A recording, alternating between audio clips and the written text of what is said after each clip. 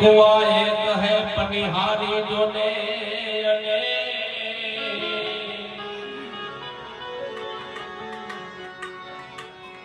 न्यारे न्यारे बर्तन भये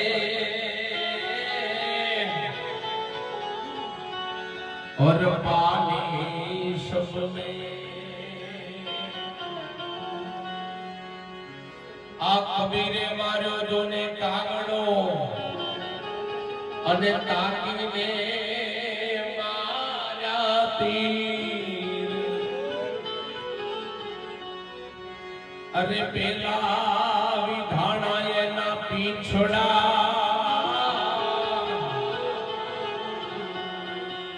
એના પાછળથી વિધાણા સજી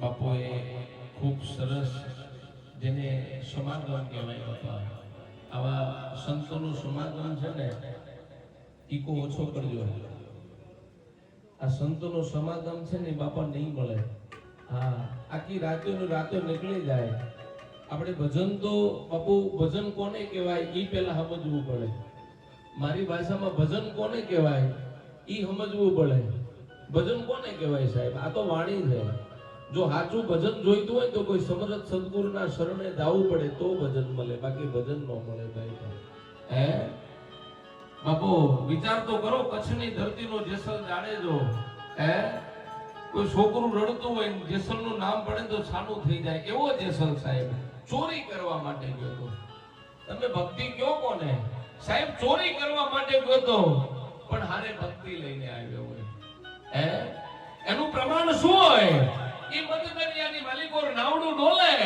अने एवी तोरल बोली की जाडेजा मोतनो डर लागे अने एदी ई जेसल एम केतो तो का तलवारे कईना माथा वाड्या छे मने मोतनो डर न लागे अने साहेब नावडू डोल्यो अने मौत कोने कहेवाय साहेब हामे मौत आवे ने એટલે ખબર પડે કાને मौत कहेवाय अने बापू जेसल डग्यो भाईबो ए ई जेसल डग्यो अने तोरल ने कहे करल હવે ઉગાડી લે ભાઈ પાસે હે તોરલ ત્રણદાર તારિયા સાસતીઓને સધીર જેસલ જગનો ચોરટો જેને પલમાં કીધો પીર હે સાહેબ આ ભક્તિ છે ને ઓળખાય એવી નથી ભાઈ બા આ ભક્તિના પ્રમાણ એટલે કબીર સાહેબ ને ઘણું વેઠવું પડ્યું છે ભાઈ બા હે બાપુ મીરાબાઈ ને વેઠવું પડ્યું છે બાપુ તોરલ ને વેઠવું પડ્યું તોરલ ને કેવું વેઠવું પડ્યું સાહેબ बापू आम जाने तो होकारो करे के तोरल साधु संतो आवे तो तमे जमाडी देजो साहेब जमવાનું મહત્વ હતું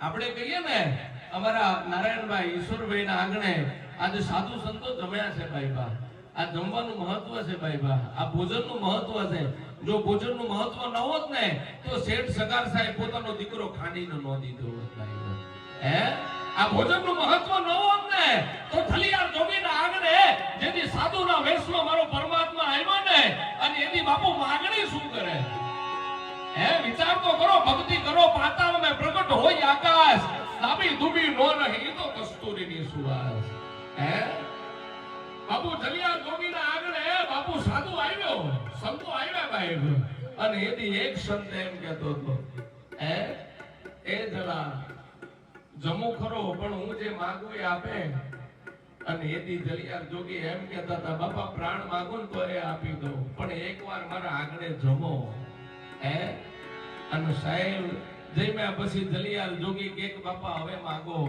અને એદી જલિયાર જોગીના આંગણે આવેલો સાધુ સંત એમ કહેતો હતો એ જલા આ કાયા ગરડી થઈ છે રોટલા ગરવા વાળી મળી જાય તો હારું હે અને બાપુ માગ્યું ને જલિયાર જોગીનું બાપુ વીરબાઈ ની માગણી કરી હતી ભાઈ હે વીરબાઈ ની માગણી કરી હતી અને બાપુ ગરીબ માને ઉભા રહ્યો વીરબાઈ ને જઈને કીધું કે સાંભળો તો કે હા તમારી માગણી કરી છે અને સાહેબ વીરબાઈ બોલ્યા હતા કે એમાં આમને માંગવા વાળો આવ્યો છે ને જેવો તેવો હોય નો હકે હે એની પારક શક્તિ હોવી જોઈએ સાહેબ હે બાપુ નાતો છે ને બે પ્રકારનો છે આજ તમે આ ઈશ્વરભાઈ ના આંગણે બેઠા છો નારાયણભાઈ ના આંગણે બેઠા છો એકવાર આ પરિવારને જોરદાર તાળીઓના ગણગાથી વધાવો ભાઈ હા આ તો પૂર્વ જન્મનું હોય ને તો સાહેબ મળે, બાકી મળે નહીં ભાઈઓ.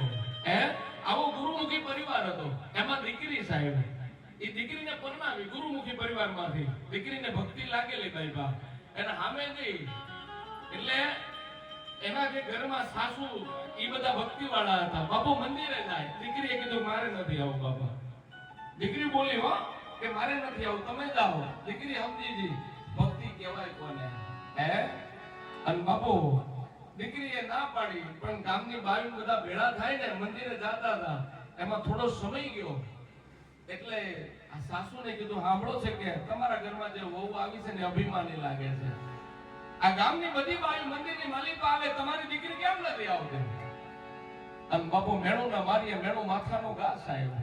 સાસુ આવી ગયા હો, કીધું બેટા તમારે મંદિરે આવવાનું છે કે બા કેમ? કે તમારે આવવાનું છે કે વાંધો નહીં, સવારે હું મંદિરમાં આવીશ. બાપુ પૂજાની થાળી તૈયાર કરી હો. હવે સાંભળજો, આ ભક્તિનું પ્રમાણ શું હોય સાહેબ, સદગુરુનું પ્રમાણ શું હોય બાપુ. પૂજાની થાળી તૈયાર કરી, બેન આગળ હાલી જાય, દીકરી આગળ હાલી જાય, પાછળ ઈ સાસુ અને ઈ પરિવાર બધો આવે સાહેબ ગામનો. દીકરી આગળ ગઈ ને સામે મંદિરમાં સાહેબ ઈ પોઠિયાને જોયો. અને બાપુ પોઠિયાને જોયો આખલાને.